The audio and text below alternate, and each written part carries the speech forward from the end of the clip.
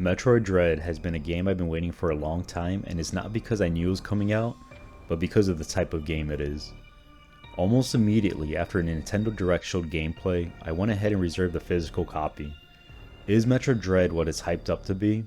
Well, I'm Andrew, and let's blast into this. Metroid Dread is a sci-fi game that came out October of 21 on the Nintendo Switch, where the story takes place after Metroid Fusion from the Game Boy Advance. In Metroid Fusion, a new enemy emerged as a parasitic parasite called X. But don't worry, you don't need to find a copy of Metroid Fusion because Metroid Dread explains the backstory to get you caught up to speed, but the Metroid was X Parasite's only predator. With the Metroids being wiped out in Metroid 2, the X population had no checks to keep their population in control. Where Metroid Dread begins is due to video evidence that the X Parasite still exists. The Federation sent out several robots called Emmys, but lost contact. Now Samus has to investigate the sighting, and as expected, your journey now begins. I feel like the day and age for 2D platformers is long gone for AAA developers, where the focus is on 3D games. The 2D world has been left to the indie developers to fill that void, but the fact that Dread came out in a 2D gameplay is something I did not expect, but gladly welcomed. And just to be clear, when I mention 2D games in this context, it's for Metroidvania games.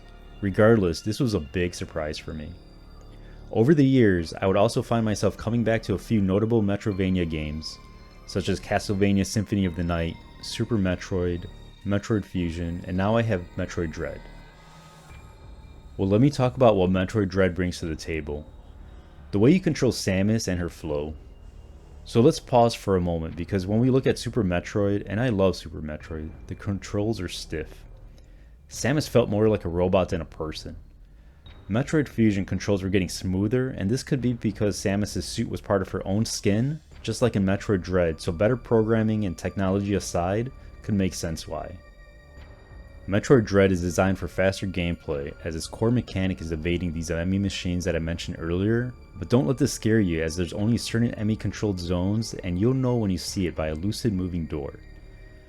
This is when your senses are heightened because any encounter with an enemy spells doom for you.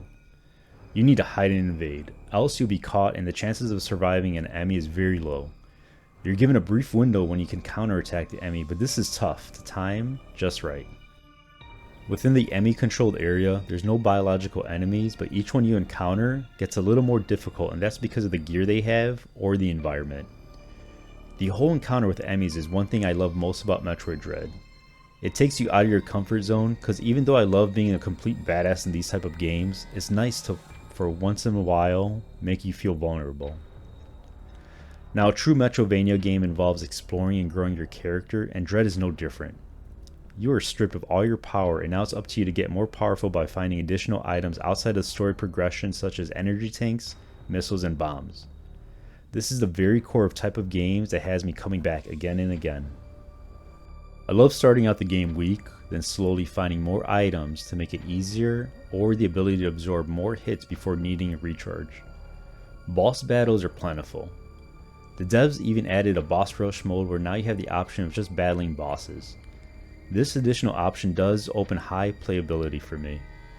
If these type of games are new to you, please keep in mind that you will backtrack certain areas because you now have a new ability that you can now access previously restricted areas. It's designed like this early on. You find something, but it's just out of reach until later on. For more advanced players, the game has certain items that take practice and skill to obtain, but this just showcases Samus' power and ability. Enemy combat is your run-of-the-mill where you basically blast them to pieces. You have the ability to quickly evade and perfectly timed counterattacks that temporarily stun the enemy.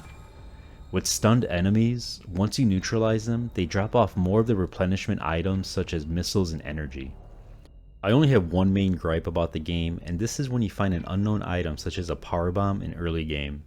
You can't use it until late game. Now, this felt a little cheap to me as how the devs wanted to control where you go.